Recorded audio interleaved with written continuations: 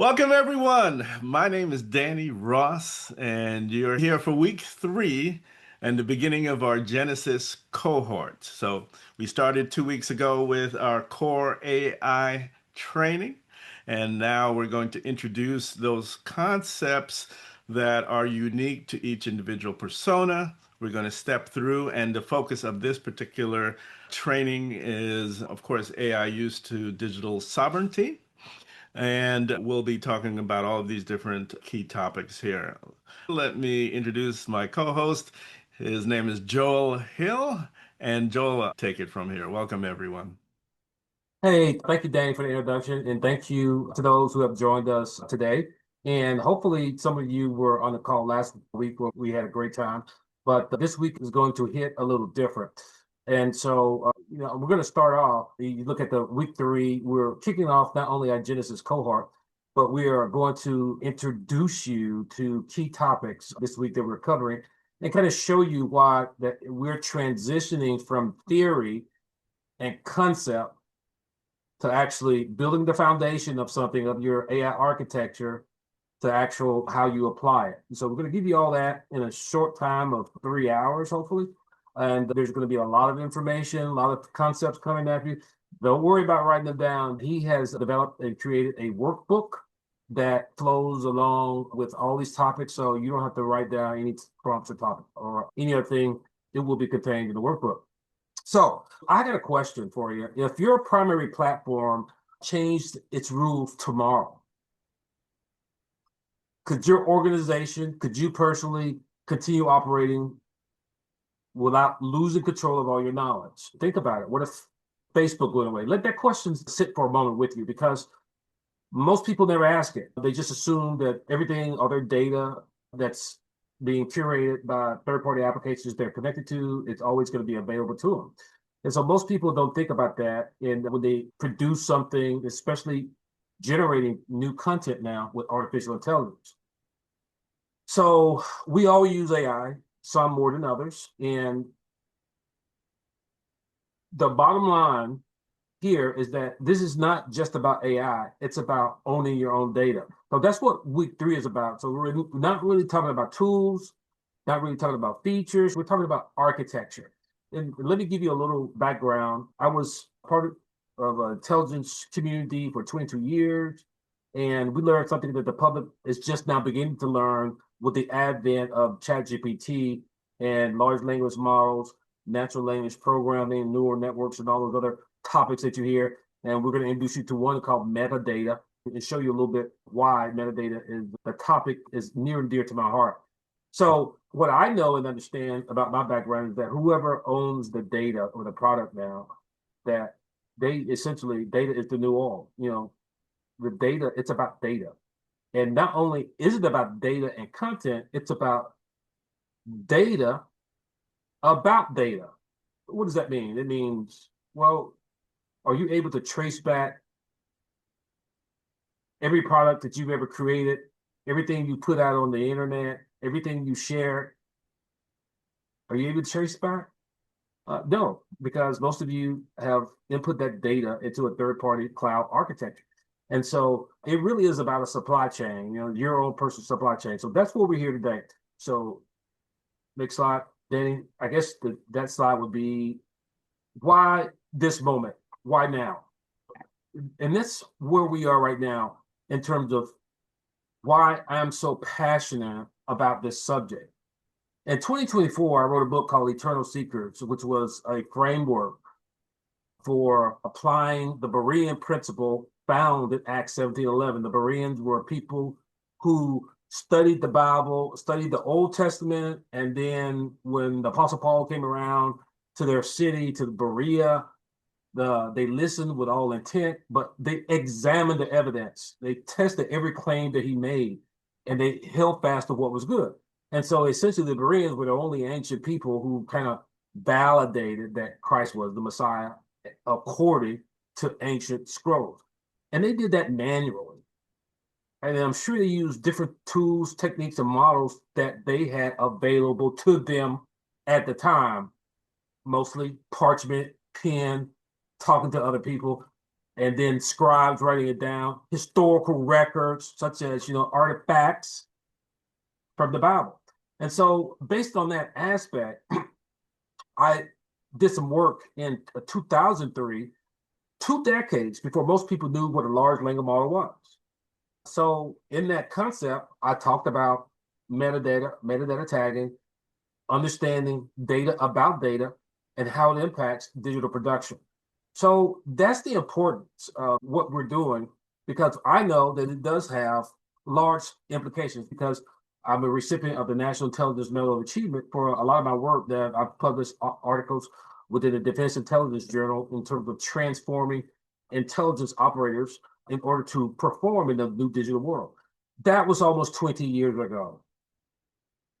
So now here we are, and ChatGPT, essentially, the large language models that are out now, give you that same capability or ability to be able to understand how to curate, marshal your data, manage your data, knowledge bases, and things of that nature, and then draw inferences from those. Okay, next slide, Dan.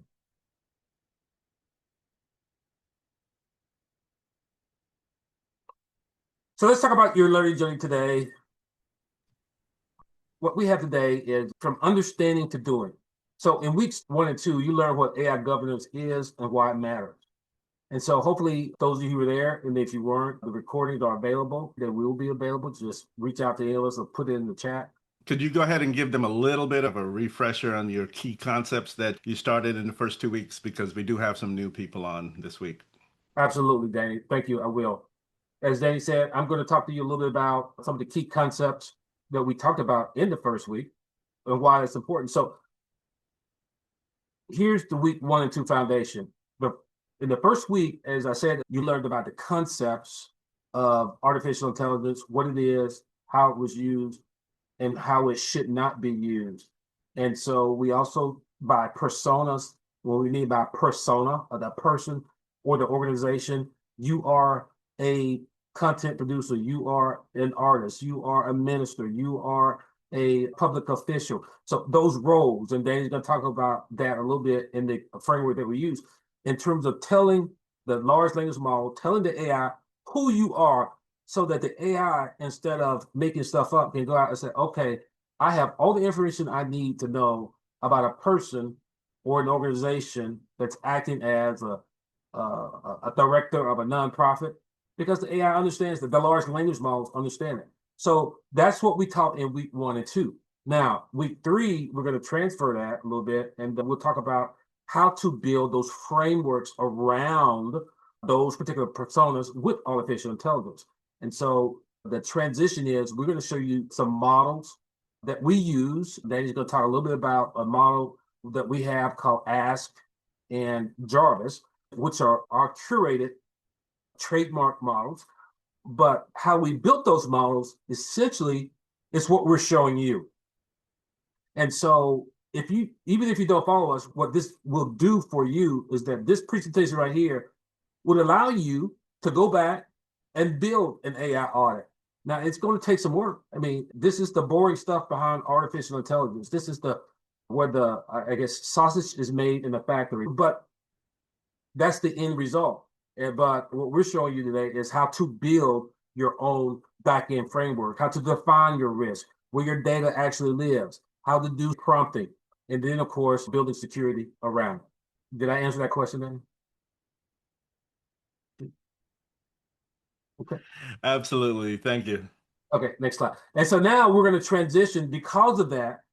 Now this is the key turning point about data ownership. And so next slide is about, even myself, I do understand the dark side of AI now and data ownership in terms of what we call data exploitation. So as a result, and this is a typical average American, and trust me, it is accurate, because not only did I discover that we are being exposed to over 90 different applications that we've signed up to every day, and even ones we don't know we signed up because we never read the terms and agreement. So what I discovered, even in our own model, preparing for this course, preparing for the Genesis Core cohort, we had to do a little research. And so who are better subjects than us, our personas, and so even our businesses. So we personally did an audit on the models of how many models that we were exposed to. And we're going to teach you how to do this, Chef, and you can actually, there are some ways to go into it, from Google or things of nature or Gmail. But personally, there was over 90 different apps that had access to my data that I had signed up for. That is my problem. That is my data being used. But Danny and I was having a conversation of there. Wouldn't it be great if I can go in and get everything that they owned on me and have it because it's mine? They don't make that a very easy process. But in our world, this is exactly what we're going to show you how to do. So if it's a free tool, you are the product. So most people think AI is responding to them. No, it's not. It's learning from you. So every interaction that you ever had with ChatGPT, Gemini, Claude, or any model AI system that's generated metadata. So what you ask, what you think, what you value, what you repeat, all those things, even what you struggle with, the AI Ungoverned is recording that information. So, but what's it doing? Now, this relates back to why metadata, it's metadata, is so critical, and the fact that we've been studying it since over 20 years to understand it and even published on it.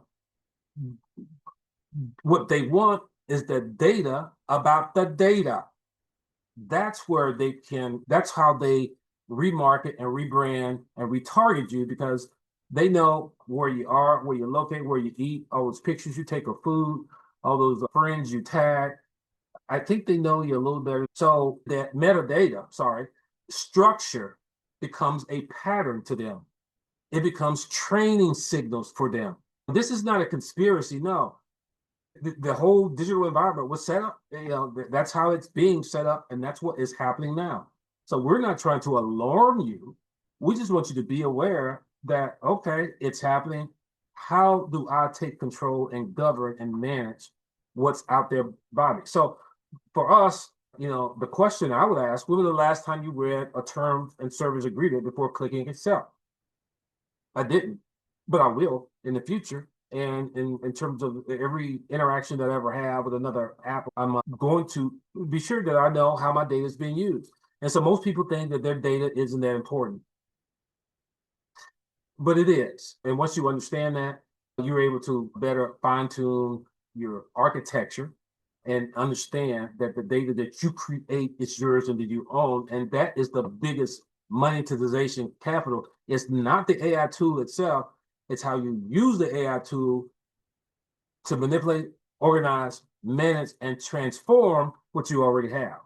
And so we want to try to help you think rationally about the fact that, yeah, you're being surveilled, we're being modeled, but what Danny and Joel are trying to teach is developing your own system and architecture.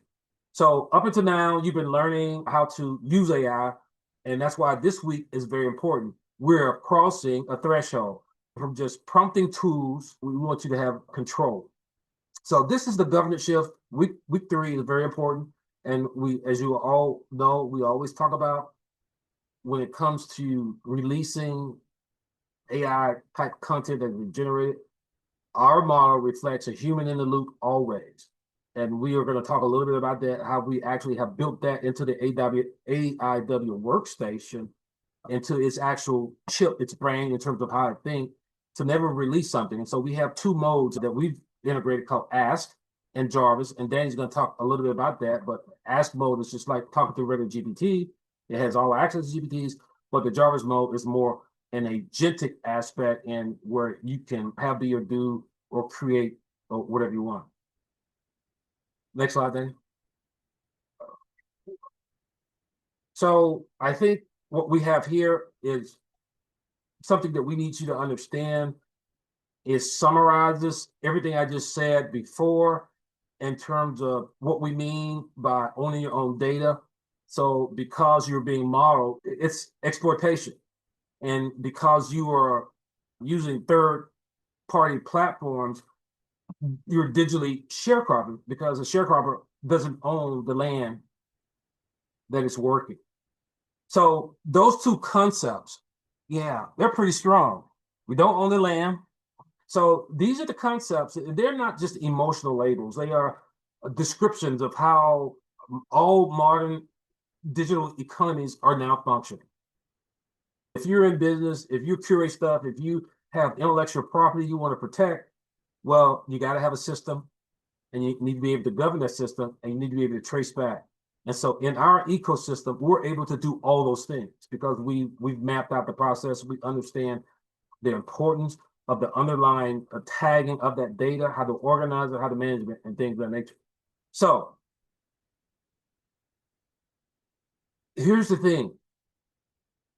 You're not paying, you're being modeled. So every click, every pause, every scrolling moment, that's knowledge to them. That's money to them. And so real world, everyone does it. Facebook, TikTok, Gmail, ChatGPT, even free tier usage models. That's very critical. They're training their models on your behavior, especially if it's free. And so that's kind of the difference. And so in digital sharecropping, you produce value on digital land that you don't own. So you produce that value. And so you build the content, you build the audiences, you build the workflow, you build the knowledge. The platform owns the infrastructure. That's why it's important. Your e-commerce stores that you got. What if that went away tomorrow? Would you have access to your data, your customer email list, and things of that nature? So in terms of when we talk about digital sharecropping, essentially that's the high level third party things like Salesforce, Amazon Web Services, Microsoft 365. Our back end is similar to Salesforce, but Salesforce essentially, you got to read the terms of agreement. Does it explicitly say we will not sell your user data? I don't know about if that's in Salesforce terms of agreement because I don't do it, but I know it's in our tech stack terms of agreement, which is called Zoho. We talk a little bit about Zoho, and you can Google Zoho at the end of this in the workbook. We give you a 30-day free subscription to Zoho, and that's our foundational tech stack. And they don't sell your data, and that's very important. You own your data. You can download your data and things of that nature. Whereas I can't guarantee that for any other company out there. So having said all that, I think the next slide, Danny, this slide speaks to the aspect of what I talked a little bit about supply chain, making it visible. So this framework is critical to what's going to come up next and what Danny's going to talk about. In 2003, when I was working inside the intelligence agency, I did argue something that was not fashionable at the time. And I essentially said the data was the real intelligence product. It's data about data. How do we know it's good data? How do we know it's accurate data? How do we know what sensor it came from? How do we know it was input to the system? And that applied to all the type of data that we collected, from electronic information, the signal information, satellite information, even to human information. And so all that was what had to be assigned quantitative aspect that we can measure to qualitative data sometimes where it's hard to measure qualitative data. For example, whether or not an intelligence product was timely, was it accurate, did it meet the requirements of the National Security Agency, did it meet the requirements of the actual operator on the ground for the people who are going to kick the door down. I mean, that's the truth. The truth with intelligence, the proof would be in the pudding, whether or not the target was there, whether or not you met your mission objective based on the information that you were told. But can you trace back who told you the information? And that's the key. And so all we're doing now is trying to govern. We're taking what we know from that environment and trying to help you govern. And AI does a very, very good job, better than you, to analyze, sort, manage your data. So I think the next thing that comes up, we won't get into all aspects of an exercise, but we're going to talk to you a little bit about your personal data exposure. Okay, next slide, Dan. Do you want to talk to this, Dan? You. Sorry, this one is still yours. This is just talking about the categories, and I'll do a demo on it after you finish laying it out. Super. So in this slide, and Danny's gonna, kind of cue off of that, where we talk about really what we're trying to do. These are it can be difficult concepts. And so because they're difficult, it's kind of like, for me, you got to think in layers. And you have to think of the iceberg effect. And so when you think of an iceberg, it's not the part you can see, but the part you can't see is what's going to hurt you. And you can see the tip of the iceberg, you can see the height, you can see kind of the shape of what it looks like. But then underneath the waterline, that's where you can crash. And so if you think of that applies to people, processes, or technology. You're not one-dimensional as an individual. This aspect is not one-dimensional either. What we mean here, making the visible visible, we have come up with, based on my work from the metadata tagging research, long before AI was public conversation, I understood how important this layer was in terms of layer one, platform collection, in terms of understanding what apps collect your location data, your device ID, your timestamp, your prompt text. Even though you don't see it, it's being recorded on a ledger somewhere to benefit someone else other than you. And that is the truth. And that's what we impressed upon you, that this is a very critical key understanding to artificial intelligence itself. And so we understand how it can be used against you, and it can be used against you very well, especially for those who have the large budgets. We don't have a large budget to, build our own large language model, but we know how to use them. So first of all, you got a platform collecting. Then you got platforms aggregating your data, aggregation across platforms. That means, okay, now we got you here. Let's see what you're doing on Facebook. Let's see what you're doing on LinkedIn. Let's see what you're doing on Instagram. You don't see it, but there's aggregation across platforms, especially if you use a platform that has multi-tools in it, Microsoft 365. I forget what they have, Gemini or whatever like that. Oh, by the way, your Gmail account. That's the aggregation level. You don't see it, but it's happening in the background. And then after they're able to do that, then that's where we go to layer 3, the modeling. So now if they want to use a LLM, they can use that against your data across aggregation points and across the platform collection point. That's a tall task. That is Defense Department level type of LLM that's needed. Anthropic is like, no, we don't want to train these weapon systems to think autonomously. Well, that's exactly what they are trying to do across all their platforms. And that's just one use case. That was just in the news this week. What we have in this particular case, I don't think the Pentagon, they want your data, but sure, they want everything they have, foreign and domestic. Now, what the other platforms are doing, the commercial ones who are aggregating your data, and I'm not going to call any names, but there are others out there, but they want it to resell. They're going to resell it to healthcare organizations, marketing firms, the government even. Think about the fact that Experian, TransUnion, those are data aggregators. So they know where you live, know your social security number, how much you make. Have you read the terms of agreement?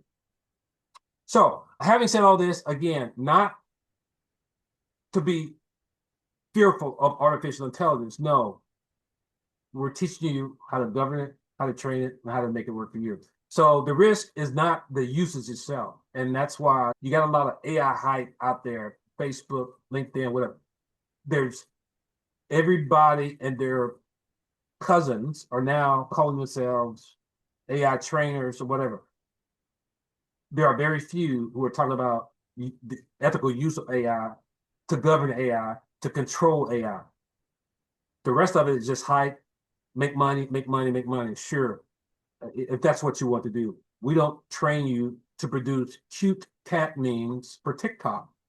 Of course, once we finish this project, if that's what you want to do with the training that you receive, the serious artificial intelligence training, that's your prerogative. But we hope that you would take and use it for use cases for humanity to help find solutions to your community problem, to help find solutions to a disparity, to help find new solutions for example, I can take use case clients, nonprofit organizations. How can you help them do their missions better in spite of the cut in funding, the grants and resources of their nature? That's what we want to do. In order to do that, you got to understand what you have and how to protect it. Oh, on your side, yeah, I see what you're saying. On that, because remember we have the new deck, and so we went from the personal audit. Now we're going to talk about the business audit. So So what slide are we on, Danny? this is the what is an AI audit slide. Okay, got it. Thank Problem. you.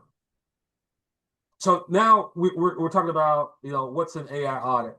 I did my personal audit on myself. It's using AI to audit anything you want. If you wanted to audit your finances, you can use it. Tell it, act as an auditor, all my finances. Well, you got to put all your finances in there, but you need a system where your personal data is protected and you feel confident in doing that. I wouldn't recommend that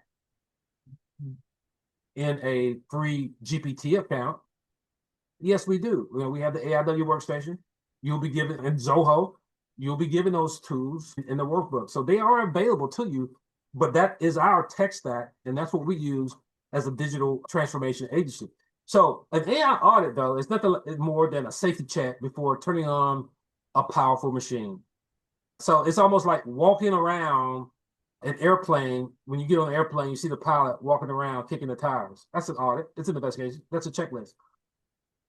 And that's all it is. And so who would want their children to get on a school bus if they were aware that the school buses weren't serviced properly? Or if they had an accident, the brakes fail.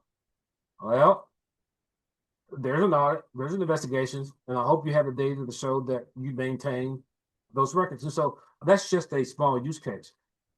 So you wouldn't just say in the example of getting on a plane without the pilot taking off and the pilot getting on a plane saying, well, I hope it's safe. I checked it out yesterday and I'm sure it'll be fine. You don't want it to work that way. So it's something that you want to run structured and you want to do it on a periodic basis based on exposure.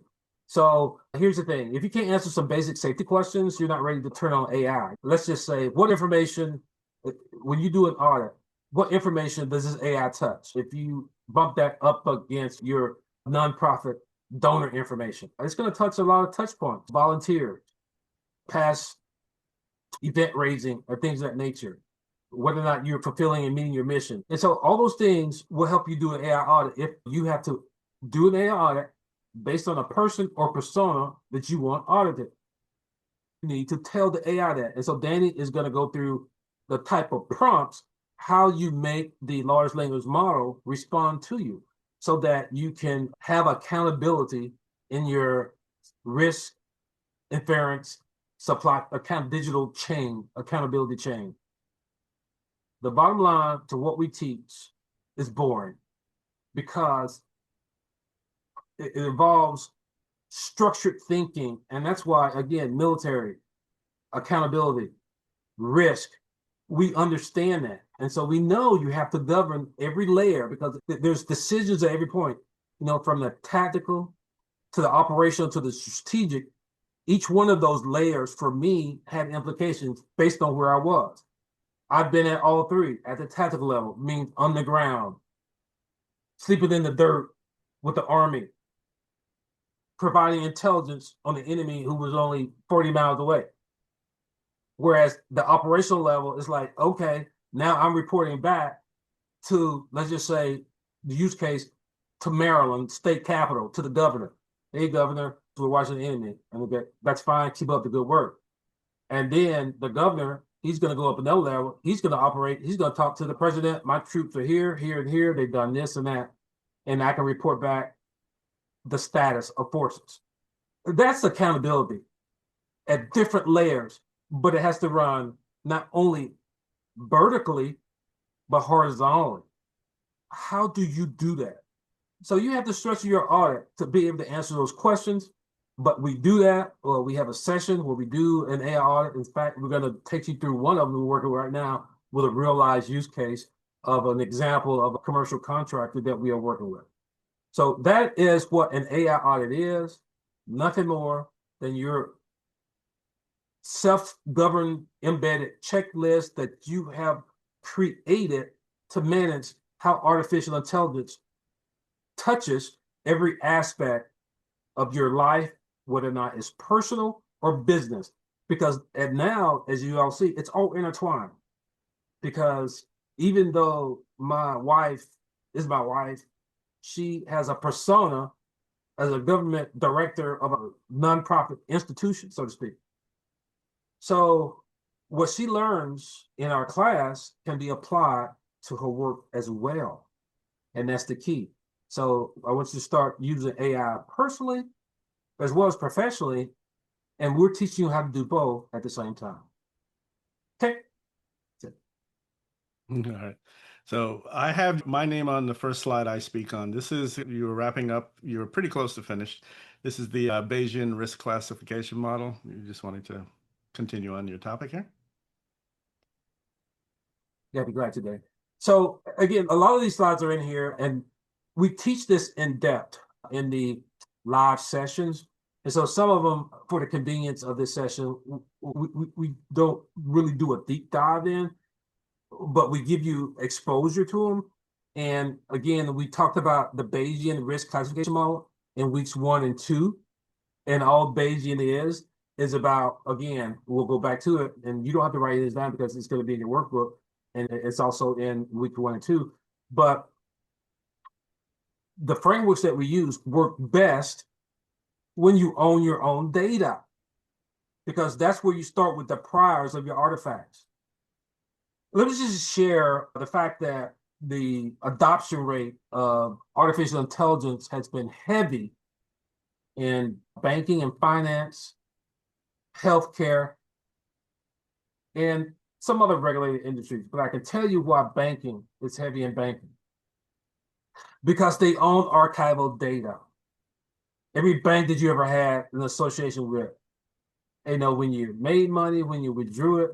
So Bank of America, in my case, PNC, as long as I've been with them, they have everything what they need to know about me without even having to know basically where I work, other than the fact that they know where the direct deposit is coming from. So they can tell if I'm on Social Security. They can tell if I'm a retired military veteran. They can tell if I was a federal government employee, just based on the metadata about that data.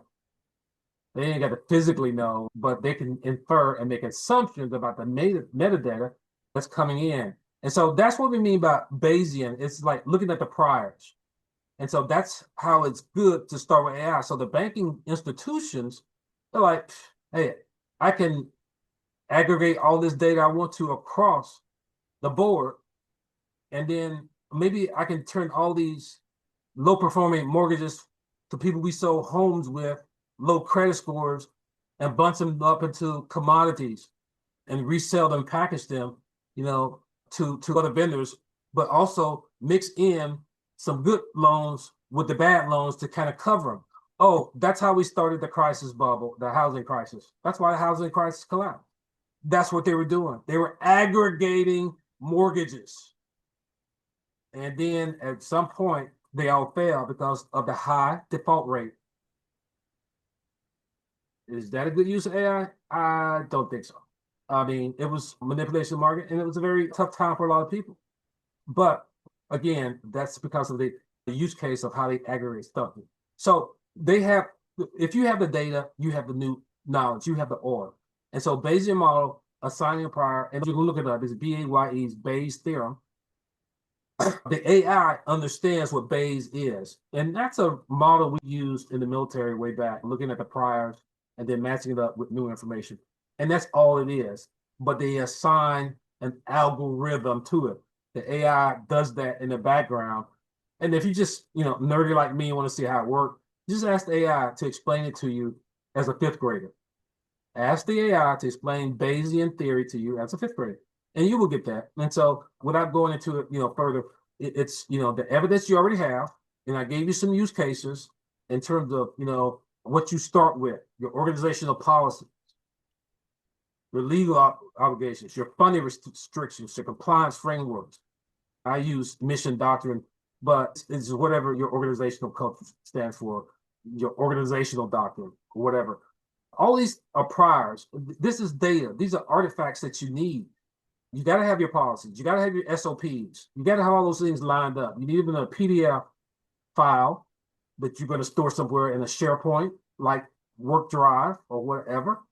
And then once you have those, depends on the different tool you use, you can start asking your questions based on the prompt. Now, what we've trained our AI model is what's embedded with our model is the risk classification. We want to be able to look, how confident are we that the organizational policies have been updated and they're accurate? They're not from 1929. So you got to make sure those documents are relevant. Oh, is this statute, is this law still relevant? Well, if it's not, then you're going to get into problems with hallucination or the AI making it up. So you want to be able to establish those, what we call authoritative type documents and documentation. It's about the authority of the document. That's what makes AI powerful. Garbage in, garbage out. So Bayesian is not going to work for you if your data is dirty. If your data is corrupted, you're going to get a corrupted answer. So that's why it's very important to have that curated knowledge set.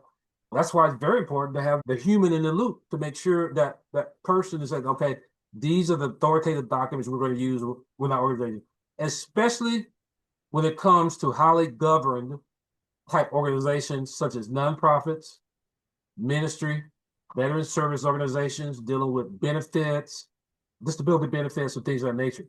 So the Bayesian logic for us is that's our confidence chain.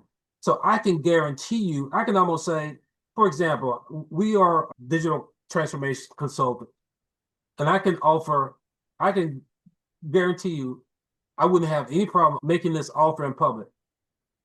I'm charging you $10,000 to do your risk audit classification or whatever. And the caveat would be, but it's only as good as the accuracy of the data that you provide. I can provide you 100% guarantee that I'm going to produce a good product. 100%. Caveat, if the organizational data is accurate, because I feel confident in our logic chain, that's where our governance comes in because it's built in to assess the accuracy of that data. Now, that's what all we're saying here is make sure that the data that you're using, the archival data, the data that you already have curated, your knowledge is still accurate and correct when you bump it up against it. So the bottom line is, if you don't have any confidence in the data that you're modeling or trying to model, if you don't know where it came from, who gave it to you, this should give you a pause to stop because this is where you fail in artificial intelligence. We are not teaching you that. We're teaching you to be successful. We're teaching you the tough stuff. We're teaching you a disciplined approach to the risk, to manage and classify your risk. And I will pause here and let Daddy take over. So, a kind of high level. I want to make sure I'm speaking on the mic. So remember, everyone, I want to say welcome to everyone who's kind of joined as we've been progressing. I've been trying to put all of the workbooks in the chat. If you have questions, please go ahead and drop them in there as well. And just a reminder, we love to work with real world examples and the demos and things that I'm going to be doing in a few moments. I don't want to voluntold anybody, but if you have a domain name for your organization, whether it's a nonprofit, business, whatever it is, just go ahead and share it in the chat and I'll try to work it into our magic demo, as we call them, as we go through. Thank you, Joel. We've set the foundation for you so you can understand the different types of things that we're concerned about when it comes to using AI. But now we're going to switch over a little bit to giving you examples of communication styles and things that you can do to get the best out of AI. So we want to make it so that you can see from step to step. So Joel set the foundation on the different risks. So if you're an organization and you're looking at, okay, I want to use AI, but I want to make sure it doesn't damage my brand, my mission. It doesn't affect my audience in a negative way based on the things that it produces on my behalf, things like that. So you have the different levels of risk, if you will. Okay. So when AI is assisting you and you're developing these systems, we're talking about administrivia type of things. We're talking about it actually giving you advice. Then it gets into decision influencing and, of course, finally, authority. So really here, you can tell we are always going to tell you this is where you should, on anything that's tier four, absolutely the human should be the one that's making that final decision to push that button, to post it, to start that automation. A human being should always be in the loop, but definitely when it comes to anything in the tier four risk area, you want to be the human pushing that button. So I'm just simplifying it, right? There's levels to this, but we're going to focus on that. All right. So when we walk through personas, Joel mentioned this. So if you were on our week 1 and 2, we kind of went through this in a lot more detail. But the idea is I have an organization and I want my AI to completely understand me. So there's some exercises that we go through. Give me your site. Sorry, www, your domain, your website. Yes, that's what I'm asking for. Sorry about that. So if we were going to use a company called Modern Door if we didn't get any volunteers, but so this is the domain name, URL, website, whatever you want to call it. This is what I need from you. If you want to drop it in the chat, we'll go ahead and use it. Okay? So again, didn't want to make it more difficult than it is. My job is actually to make things easy. All right. Thank you, Leah. All right. So if we were to say every organization has a persona and it has a different failure cost. So for example, if you're a ministry, obviously this is life and critical, real life and very critical to your flock and who you're speaking to. And nonprofits, you have compliance risks, you have, responsibilities to everyone that your mission is supporting. VSOs, veteran service organizations like the VFW and everyone else, you are helping veterans, but you're dealing a lot of times with personal information, health information, legal. You don't want to be going outside of your area of expertise. Federal contractors, public-private partnerships. When we were doing week 1 and 2, we found out we had quite a few people on who were in what we call regulated industries. So lawyers, real estate, anything to do with health, insurance, brokers, and things like that. So those are heavily regulated industries. And whatever your AI is saying, if somebody calls your organization or somebody visits your website and uses your chatbot, the conversation that AI is having with the public, it's really, really important that it's highly governed. Weeks 1 and 2, we spent quite a bit of time teaching you how to build that foundation into everything that your AI does. So I'm not going to relitigate that, but now I'm going to take you to the next level. We're going to keep moving forward. If there's any questions, please go ahead and drop them in the chat as I continue after I've kind of set that foundation. So again, we're going to do this exercise live in this hour 1 demo here. And the idea is we'll identify your use case, and it just really has to do with your type of organization, your persona, if you will. We'll have the AI help us map out what the risk tier of that particular instruction set that you're giving it. We'll set our own confidence threshold that we're okay with AI doing this up to this point, and then we'll also put that human in the loop and set up the escalation authority, how it's managed in the entire process. So we're going to do an AI audit, brief one, not a real one, but just a brief one as part of this conversation. And we'll show you how the AI can manage the process up to that point, up to a certain point, and it knows when to stop. So let's go ahead and play around with some simple prompts versus a governed prompt. For those that may have missed the week 1 and 2, the primary difference is the structure of the prompt. So this is an ungoverned, unstructured prompt that you can give to any large language model. We can go to our OG friend here. My DJ name is DJ Paradox, and I used to be on a radio station back in the day. And so it knows me as that. Let me make this bigger, of course. There we go. Now you can see it much better.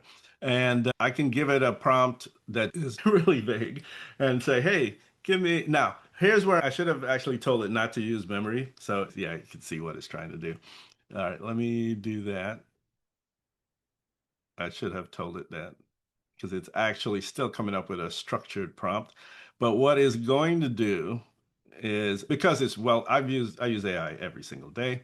So it's kind of trying to put together something. And so yeah, it did put it together.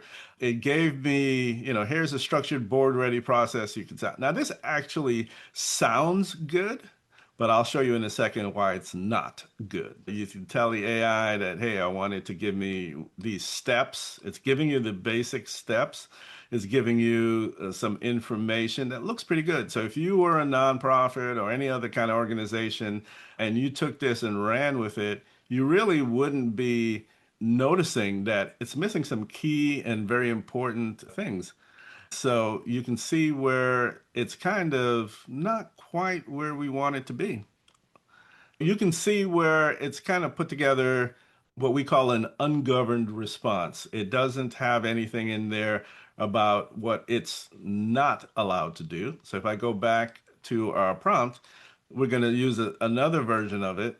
But you can see the difference immediately in the amount of data that we're putting around the prompt. And I'm going to actually show you how to build a good prompt in just a minute when we walk through what we call the create framework, and you'll see me walk through it. So now if I say, okay, that was a pretty good response. Let me show you a little bit more if I went into, let's use the GPT that we created in the first 2 week session. So if you remember, when you're building out an AI tool, you are the human in the loop, and I'm going to give everybody who was not on the first 2 weeks a little bit of a refresher. When you create an AI tool, this is what we call a chat bot. So there's different levels of AI interaction, but this is called a chat bot, and you can build it in ChatGPT, you can build it in Perplexity, Claude, wherever you need to have it, Gemini, etc. So the tool itself doesn't matter, but the concept is the same and important.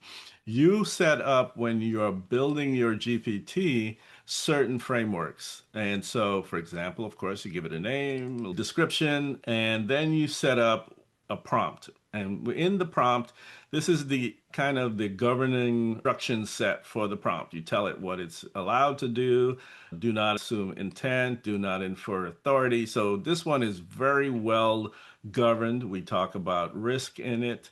We tell it all the things it's using right here. You can see high, medium, risk. It's using Bayesian reasoning. So all of the things that Joel spoke about, and then we bound it in its capabilities of what it's allowed to do. If I scroll down a little bit, you can see the knowledge base. We talked a lot about it in the first 2 weeks. Your knowledge base are the sources that it is allowed to use if you're setting it up as a governed AI, where it's not allowed to just wander off across the internet and pull things in. So if you're in the ministry, when we built Pastor Freeman's bots for him, again, it was based on the word, it was based on his teachings, his books, mentors that he approved of. So the AI has a really good understanding, his plays, his books, everything about Pastor. And so it really, when it answers questions on his behalf, it is again governed, restricted, and reflective of his word, his mission, right? So this is the same thing that you need to do for your organization. You need to have your own sources, own your own data. You have to have your own prompt. And again, I'm going to show you in just a minute how to build a governed prompt with all of the elements that you need as I go through the create method. And so all of these things are about putting it all together. And in this case, we put it all together into what we call a GPT. And this is going to be an important distinction as we go forward, is you are going to be also building out these types of tools for your own organization and for yourself. Okay. So now I'm going to give it that prompt that's in the workbook. And so I'm just going to drop it in here. It's still going to be trying to do this task, right? Use AI to draft. Actually, I'll just tell it draft the final board approved document. And then here's the different things, right? Now, here's where it gets interesting. So I'm going to share this prompt as well. I realized I hadn't done that. So this AI that we built in week one, and it should have a link in the workbook, but I'm going to drop it here just in case it's not in there. And this is a GPT governed, restricted. So it will only answer it properly. And so we'll share that with you. All right, so let's run it. Now, if you have never used AI before, and this is all kind of confusing and crazy, we do offer in the AIW workstation sessions on the essential part of AI and learning how to communicate from day one. I'll drop the link in the chat for our platform. This AIW workstation platform essentially has 60 plus AI tools in it. You can use it starting in day one. There's videos that under the start here button that helps you kind of get going. There's the big dream generator where if you're just coming up with ideas for your mission and your nonprofit or your business and you want to get that, it's kind of a structured interview and it walks you through. So it's a really good way to start. And then we also offer weekly training in our AI Lunch and Learn. So every Tuesday is generalized training, and I'll give you the link for that too. This is where you can register for the Tuesday session, and then we on Thursdays at noon we have the AIW workstation, which is more of a focused on how to build your business and your mission using AI. So it's kind of a continuation. And that Thursday session is where we'll have the Q&A for this class. So you have the training on Saturday, and then Thursday we'll have Q&A for you where we'll answer your questions as you've done the workbook and you've tried to do this on your own. You have questions on how things are working. Please come to the Thursday session and we'll have the Q&A there. And there's a QR code on the bottom of your workbook as well. So let's go back and see what it built for us. So, contexted persona, AI is tasked to draft a final board. Likely context is one of these because I've told it that it's a nonprofit or a VSO or a ministry. Assumptions, the AI would generate a document. Grant submissions may involve. So then risk tier, this is the one of the important ones. This is highly risky for the AI to do on its own. So you don't want it to do it by itself. It's telling you. So that's why I said that first prompt, produce something, and immediately went to, hey, here's a framework you can use, right? But before you do that framework, you do want to slow it down. That's what we teach a lot of. So you want to slow the AI down. AI wants to be helpful. And remember, there's a technical term in the AI space called hallucination. And what that means is the AI really wants to be helpful. If it doesn't know the answer, it'll just make it up. And that's what can get you into trouble. Okay. So when you're doing something that is tier four, you want to make sure that, wait, don't just go produce a document based on its suggestions. So you want to create a framework where you can be successful at it. So, in other words, think about the things that you need to do, who's involved, all of the players, the stakeholders, legal and compliance exposure, right? It's talking about that as well. These are all the things you should consider in that process before you produce any kind of a document you're going to share out and ask for money or any other tier four risk issues, right? You want to be able to say, okay, and then you can lay out in this process the escalation triggers, right? So these are the things that you can instruct your AI, number one, to look out for, and it's laying these all out because it's governed by our framework. It's saying, here's all the things that we got to be careful of.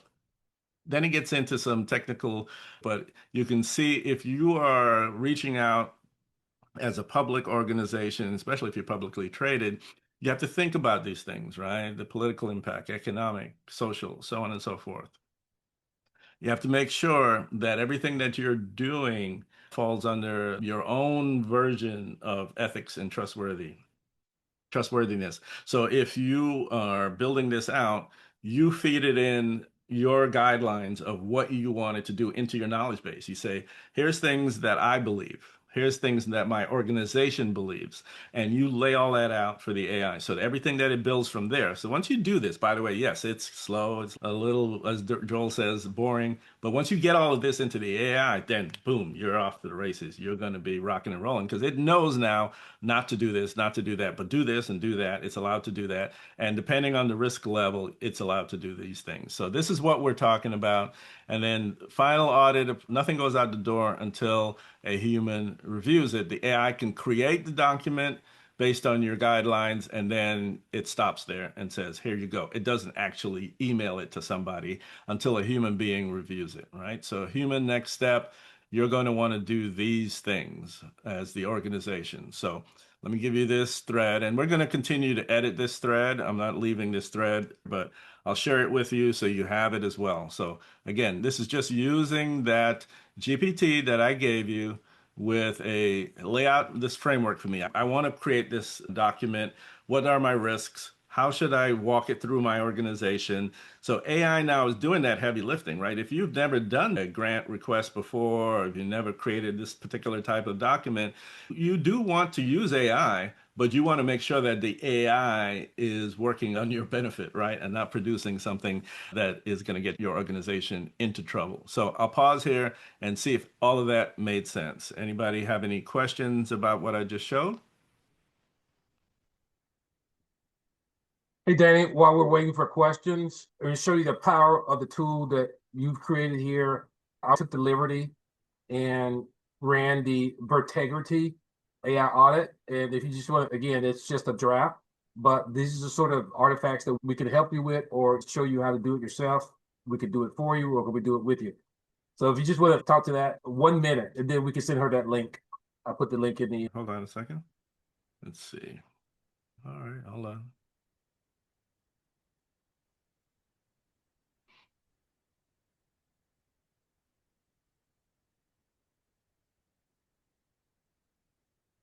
You need me to send you the link to the Gamma? I have the link to the Gamma. I'm trying to get to the website for some reason. Okay. Actually, why is this not working? Did you just build this? I built it off the website link. No, no, And no, no, no, no, no. I got that. I got that. My AI, not my AI, but my browser is not letting me go to the website. And I suspect it is a issue of the, give me 1 second here, folks. Sorry about that. Joel, you're breaking the demo. Don't worry, folks. He does it all the time. Yeah, you the asked for a challenge is website. the secure socket layer is not letting me get through that to that website for whatever reason, but that's okay. We have ways around these things. I'll bring up the demo and the link. There we go. All right. Perfect. So what Joel did is he used the same GPT that I just spoke on and have it went through an example of creating it. And it's just walking through an example if I was creating that document for that organization. So it's kind of giving you the assessment. It's walking through the steps logically for you. And so data exposure, it's talking about section 1, what is the data exposure risk? The key questions for governance that you want to make sure you include in the conversation within your organization. By the way, if the organization is just you, these are good conversations to have with yourself, right? Set up who's the advisory aspect of AI and make sure you are the authority in any of the risks. Again, it's going to tell you if it's medium to high, and then you're going to want to step in at that point. Compliance actions, risk scoring, credentialing decisions, And then risk classification. So operational risk, high risk. So we're going to give you this in just a second. So you have it. You don't have to redo this part of it. Accountability chain, and then the tracing liability ensuring oversight. I'm going through it a little quickly here because again, this is just kind of reinforcing what we just learned. And it's really good from the standpoint of even slowing it down even further and breaking it down into a kind of a detailed overview for yourself. You're going to want to run that tool, and this is really important. Can we defend this tool under regulatory scrutiny? This is probably the most important slide in the standpoint that if you're an organization, you're using AI, it's doing things on your behalf, creating content on your behalf. Do you have the ability to show the audit trail of how this thing was taught to interact with your organization, how where it's getting its data from, what are the sources of its data? So for example, if you're using ChatGPT, you ask it a question, you can tell it to cite its sources. But if you want to go the next step, it's even better for you to use your own data, meaning you feed that data into something like a GPT, you define how it can be used, and then you never have to worry about defending it because you're saying, here's what the AI used to create that grant request. Okay, so you have the sources and the data and be able to talk about it. And if you're using your own data, you don't have to worry as much about things like hallucinations and so on. You still have to review it because, yes, even with all of this, the AI can make mistakes and can give you wrong information. So I'm gonna drop this in the chat. And so Joel just wanted to show you what it kind of looks like. So hopefully that all made some sense.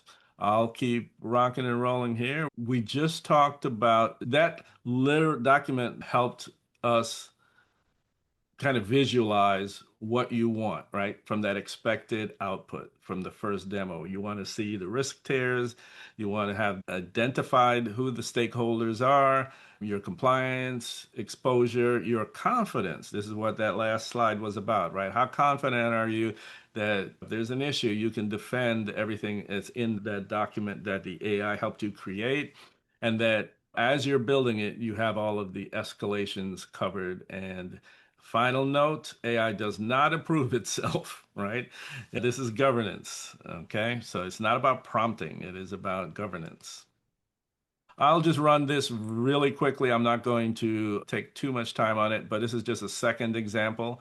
Again, these are in your workbook and they're also in that thread. So that's the prompt I'm going to run. I'm not going to worry about running the general one, the ungoverned one, right? But because we know what will happen if we run it, it'll give us lots of answers, but we want to see what the real information is. So we'll go back up here. I'm going to run it in the same thread only because it doesn't matter. It's all still within the same GPT. I'm going to teach you the importance of the structure of this prompt in just a moment. It's called the create method, and this is where we tell the AI who we want the AI to behave as. We give it a specific instruction set. I want you to evaluate my risk, and I want you to identify my exposure, my risk exposure. I want you to help me set up the authority, define the confidence, and so on. So this is a second prompt related to that audit process. And so we're just kind of walking through. This is within our GPT. So our GPT understands all our parameters and what it's allowed to do. What's the risk? Again, I've specifically picked things that are high risk, right? So this is asking for a little bit of explanation. When you're a contractor for the government, there's different types of documents. And so this one is called FAR compliance. And so we asking the AI to help us put together an instruction, and it should say right here, here we go. A FAR compliance matrix represents legal compliance, certifications, your scoring. It can affect your scoring, excuse me.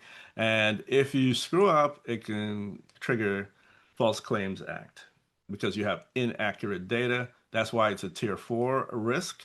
And so it's kind of laying this all out. So everybody produces things from AI, but a lot of times we don't really think about the impact to our organization that it can have. And if you're in a regulated industry, you're interacting with the government, you're a ministry, you're in healthcare, veterans and federal related, these are all things that you absolutely should be thinking about and making sure that you include in all of this. So again, this is just going to show you all the things you should consider specifically when you start working on the audit. And so again, This is important from the AI point of view. I have an intent, I give it to the AI, I need to review, and this is also important. Archive. I need to put it away after I'm done. If I need to go back, boom, I just go back in. I can show right away, all right, here's all the steps that we took, and this is exactly how we want to do. So, what should you do as a human being after you've seen this document and used this document? You should sit down and pull it out. Here's what's fun is you can have the AI help you do this, create a standard operating procedure, say, hey, AI, please help me do this, right? And then review it after it's done. But the point is, it can do all of these steps for you. And if you build a GPT, it's kind of implied in the GPT that it's going to do all of that for you. Okay. So hopefully that all made sense as well. Anybody have any questions? So again, insights, you're going to get this whole deck, so don't worry about taking a whole bunch of notes. Some of this going to keep rocking and rolling. Now we want to play around with you doing your own audit. So essentially, you want to use that GPT that I shared with you. And actually, I'm just going to make this homework. I'm not going to do this right this second because I don't want to stop the flow. We're really doing well on time. So just take this slide from the deck when you get it and make this homework item number one. There's actually going to be two homework items. So I want you to get your own use case with basically you're defining your own persona, who you are, pick something that you want it to do for you and give it a name, go through the steps. And then once it runs that prompt that I gave you just a moment ago, it's going to tell you what the risk tier is and the confidence level and the escalation authority. So you're going to have all of this thing, right? You're going to create this yourself. And this kind of be like step one to doing your AI audit of your organization. And we're going to give you more tools to complete that audit as we go along, okay? So again, before the AI builds anything, you audit the AI. Okay. Really, really, really cool. So we're doing pretty good. We're at, it says hour one close, but we're actually about 20 minutes. We're doing pretty good on time. Don't worry, folks. I wouldn't get you into trouble on this. So we want to talk a little bit and keep moving along here. Now that you've got the foundation of the AI audit, you've seen some examples of how that works. We want to talk about some very key kind of important concepts that's continuing to build on what we do. We're going to take that AI tool, a chat bot, for example, and we're going to take it to the next level. So, Joel, do you want to talk to this slide a little bit?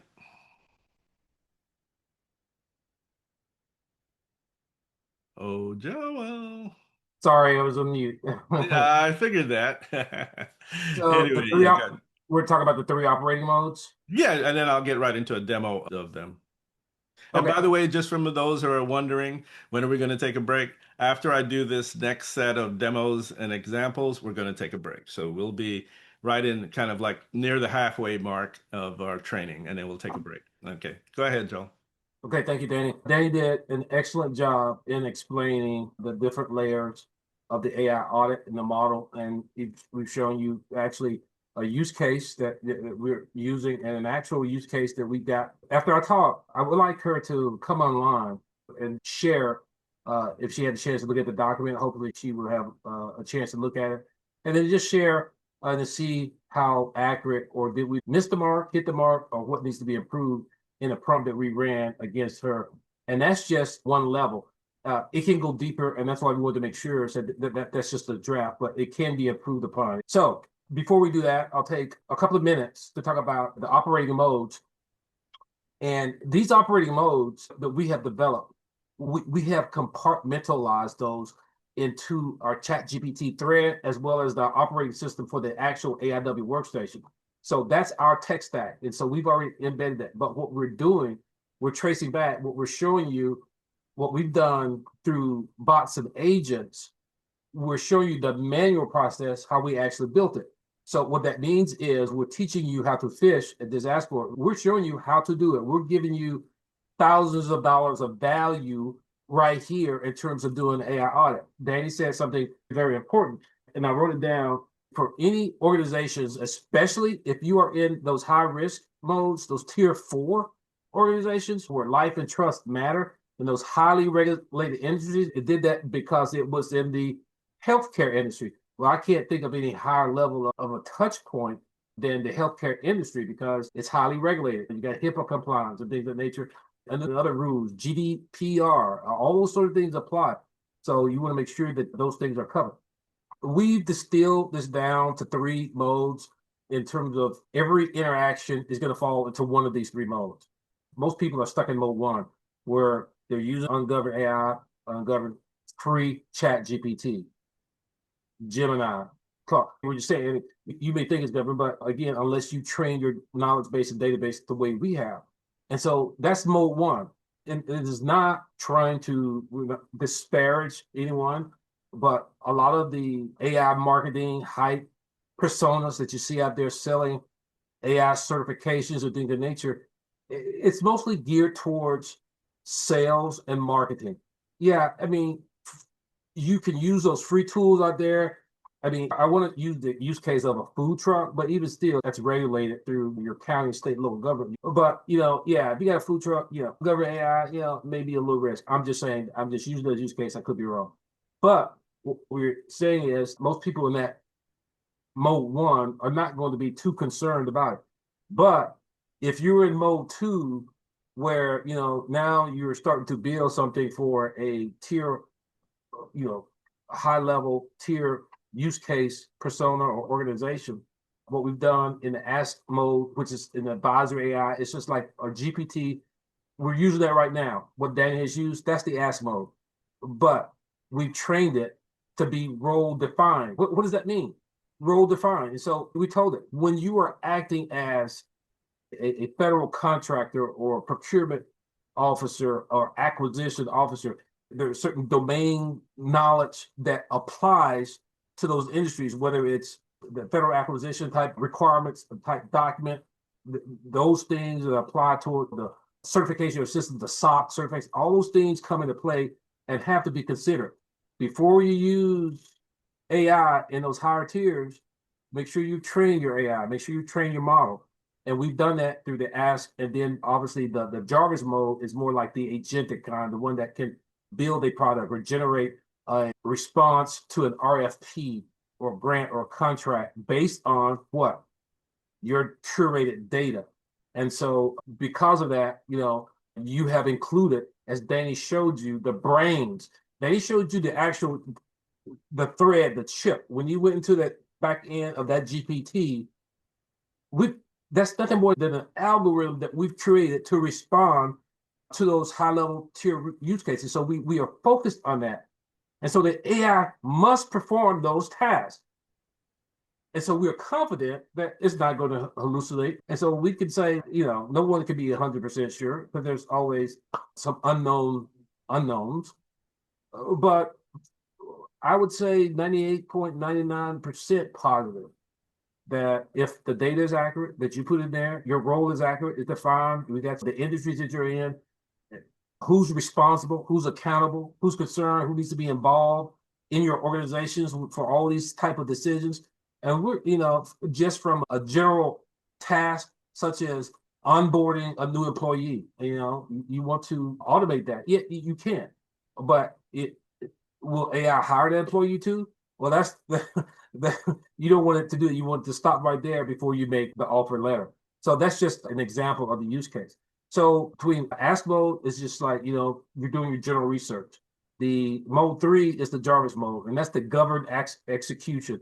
Those are what we call gates. Gate. What's a gate? A gate sits there. We walk through gates all the time, but a gates define what? Boundaries. So, and there could be multiple gates, and especially when you're talking about human in the loop, multiple gates, especially when you talk about using weapon systems or platforms autonomously. There should be gates. There should be a human in the loop before it says deploy this weapon against this target. Or it should be a gate when you go into a healthcare facility and they triage you. They get all your information. What's your problem? What are you presenting today? That's why they always know. When's the last time you had a blood test? When the last time you had an exam or physical exam? And so that's the important thing of having that knowledge base behind them in order to use AI to ask it what could be possible implications or what attributes is this presenting in just terms of disease or anything like that, or liver failure or whatever like that. What stage are you in? Even looking at your X-rays or MRIs. The AI now has been trained on looking at millions of MRIs that are good, millions of MRIs that are bad, millions of MRIs that are in various stages of lung cancer. The AI can see the beginning of that disease 4 or 5 years early if it's trained properly, if it has all the data, and you can feel confident that it works. So that's a use case for AI for humanities for good. That's a good use case. But again, we talk a little bit about the dark side. So there is a dark side. If it can be used for that, it could also be used for that. But we focus on AI for humanity solutions. So the use case, operational execution, contract generation, and regulated workflows, those are the outputs, your digital audit. So those are your 3 operating modes. And I think Danny is going to demonstrate that now. Yeah, we'll just continue along. So again, in the ask mode, and again, for everybody out there, break it down really simply. Think of it as a chat bot where you're having a conversation with an AI, any of them, large language model, doesn't matter which flavor, and you're saying, okay, I want to draft for, see, I want to create an advisory memo that I'm going to share around. And so the ask mode is, here's my question, my prompt, give me back an answer. So it's just a kind of a conversation, go back and forth. What's also great about large language models is that they can actually produce things for you based on your prompt, like an image, a song. You ask it a question, it gives you an answer. You ask it a question, you give it an answer. Again, we're showing you just the simplicity of that. And that's what this is. That's what ask mode is. What we do a little differently so for example, that GPT that we showed you is ask mode in action, but governed. Okay. So the idea is it can answer any question. The AI has learned everything on the internet. It's very fast. It's very smart and quick. So it makes it looks like it's almost alive and thinking on its own, but it's not. Okay, not quite yet. But it has the ability to do that. So that's what a chatbot or ask mode is all about. And then the next thing is Jarvis mode. So this is where you start to get into what is called agentic use of AI. So this is a little different in that you can tell the AI, give it a task or prompt, however you want to call it, a goal. And instead of it going line by line in your prompt, it now will take that task and go work on it on your behalf. So it's going to actually do something for you on your behalf. Send an email for me, answer my phone for me, help me build an app. Here's the kind of app I want.